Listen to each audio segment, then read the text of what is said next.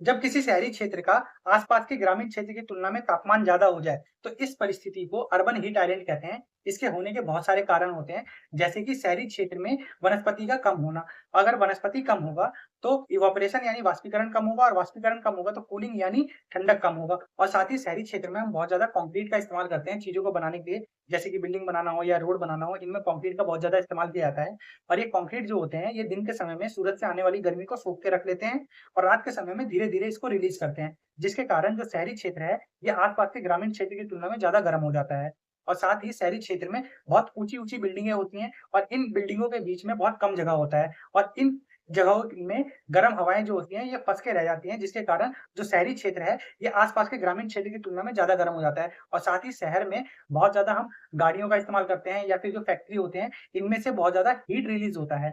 ये जो हीट होता है, इसको ग्रीन हाउस गैस जो है, ये एनवायरनमेंट में ट्रैप करके रख लेते हैं, जिसके कारण जो हमारा अर्बन एरिया है यानी जो शहरी क्षेत्र है, वो ज़्यादा गर्म हो जाता है आस-पास के ग्रामीण क्षेत्र की तुलना में। और साथ ही जो ग्लोबल वार्मिंग हो रहा है, इसके कारण तो ऑलरेडी तापमान बढ़ा हुआ है। इन सब परिस्थिति के कारण जो शहरी क्षेत्र है, यहाँ पे एक अलग टाइप का माइक्रो क्लाइमेट डेवलप हो जाता है। और हम इस परिस्थिति को अर्बन हीट आइलैंड इसलिए कहते हैं, जब हम टेम्परेचर डिस्ट्रीब्यूशन मैप में किसी अर्बन एरिया को देखेंगे और उसके आस-पास के रूरल एरिया को देखेंगे, तो जो अर्बन एरिया है, ये ज़्यादा गर्म होता है, तो इसके कारण टेम्परेचर डिस्ट्रीब्यूशन मैप में गर्म एरिया जो है, वो लाल कलर का दिखता है और फिर जैसे ही हम गर्म एरिया से ग्रामीण क्षेत्र की तरफ मूव करते जाएँगे, तो लाल से ऑरेंज कलर, फिर येलो कलर और ग्रीन कलर और लाइट ब्लू फिर डार्क ब्लू कलर में बदलता जाएगा।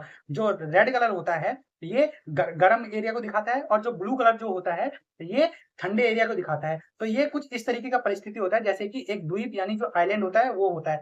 तो आइलैंड के आस-पास जो होता है, जो पूरा समंदर होता है, तो उसमें क्या होता है कि समंदर नीला कलर का दिखता है, तो वो ठंडक दिखा रहा होता है। तो इसी इसी कॉन्सेप्ट को लेके अर्बन हीट आइलैंड बनाया गया है।